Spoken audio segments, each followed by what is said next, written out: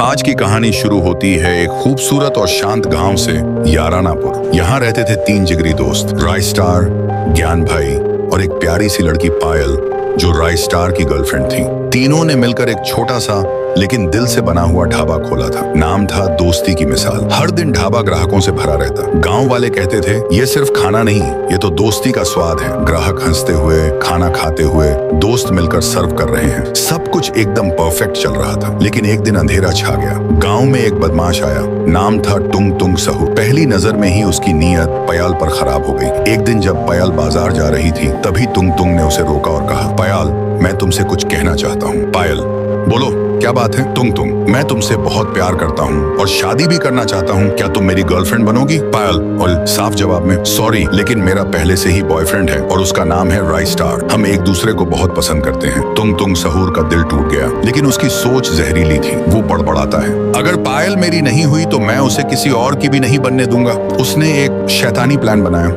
अगले दिन रात को ढाबे का काम खत्म हो चुका था। रायस्टार ने कहा, पायल, मैं घर जा रहा हूँ, तुम और ज्ञान भाई ढाबा बंद करके आ जाना। रायस्टार चला गया। पायल और ज्ञान भाई ढाबे का काम समेटने लगे। तभी तुंग सहूर ने एक मौका देखा।